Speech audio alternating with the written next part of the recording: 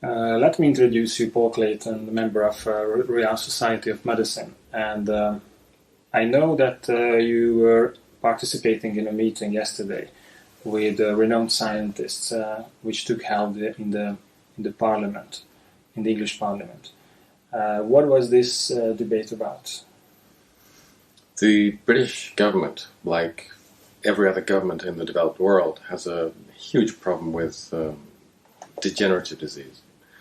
We have been operating a fundamentally 19th century model of medicine, using drugs, very specific, very toxic, very expensive, that we use to treat the symptoms of degenerative disease, but they do not cure degenerative disease.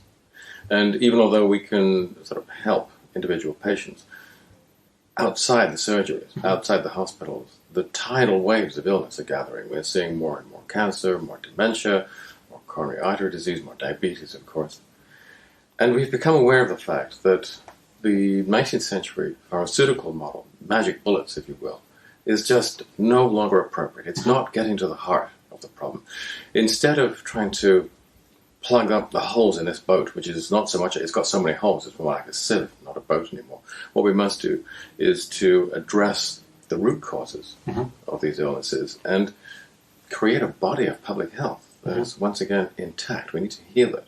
And the only way to do that, there is a growing consensus now, is by changing people's lifestyles, showing people how to live healthier lifestyles, eat healthier diets. And that is the only way we're going to create a healthier public and give Britain and give Hungary the public health that it deserves and that it should have and that it can afford. And what were the practical steps that you suggested to imply to achieve these goals? What is emerging now in medical science is something you could compare to the grand unifying theory in physics, which shows that all of the energies, the weak and the strong forces, the electromagnetic forces, are all related somehow. And what we're beginning to understand in medicine is that the different disorders, cancers, dementias, coronary artery disease, the arthritides, they look very, very separate. They look like islands separated from each other in the ocean. But under the surface, we now understand that they are all joined. That's all one mountain range, and it has one base. And at that base of this new unified theory of disease is a process called chronic inflammation. And we have discovered that people today live in a way that encourages chronic inflammation. So people are carrying around these bombs inside them which could explode as a cancer or a heart attack or a stroke. And what we need to do is to put out the fires. And we can do that in three very simple ways. Increase the amounts of anti-inflammatory nutrients in your diet. What are these basically? Well, there's three of those too, the rule of threes. So 1,3,1,6 beta-glucans, such as Wellmune, which improve the efficiency of the acute inflammatory response, so less of those go and become chronic. The omega-3 fatty acids, which are very well known, but should never be used on their own because they must always be combined with the partner anti-inflammatory compounds, which are polyphenols, which were first characterized in Hungary by Chef Gyulladj, the Nobel Prize winner. His work was forgotten, but it's now coming back. We now understand he was exactly right in many respects. So the combination of the beta-glucans, the omega-3s, the polyphenols, that is a combination that puts out the fires. The second thing you must do is to reduce those parts of your lifestyle which are exposing you to pro-inflammatory factors, which means stop smoking. But you already knew that.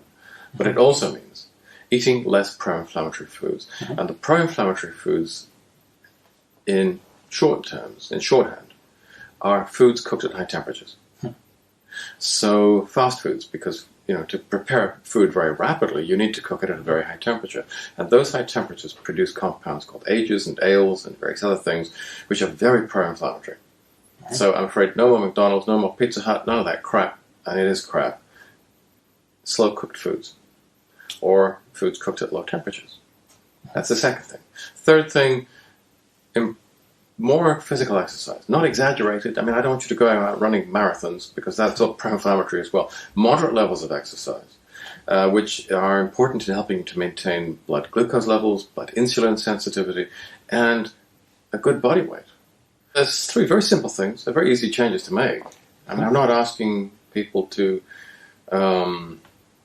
just try and live on rabbit food or take all the pleasure out of their lives. You don't have to do that. Very simple strategies, and the effects are dramatic.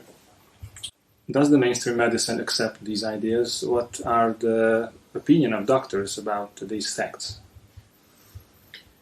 Well, there's not much point talking to doctors yet. The people who understand this are the clinical scientists, the biochemists, the pharmaconutritionists, the physiologists, the cell biologists. That is where this new consensus is coming from. But it has not yet really percolated through to the doctors. And the reason for that is that the doctors are ring-fenced by the pharmaceutical industry. A lot of the training is subsidized directly or indirectly by drug companies, and they have no interest at all in teaching doctors about these alternatives to pharmaceutical medicine. Why would they? They'd destroy their own business. So it's taking a long time to enlighten the doctors, but it is gradually happening. There are publications in the scientific journals. There are new books coming out, including one of mine. Thank you. Please introduce your book. Well, this was only published 6 days ago, so it's brand new. It's a new baby. It's called Out of the Fire, and you can see here a symbol demonstrating that you should put out the fire, and that's a medical approach, because inflammation is exactly like a fire. It actually involves, it's like a slow burning process. And what the evidence tells us, and there's nearly 2,000 references in here from very, very good journals, the science shows us that if you put out those flames, you're going to live longer, you're going to live healthier. And we'll put a lot of doctors out of business. And we'll close down some drug companies too. And I think that's all good stuff.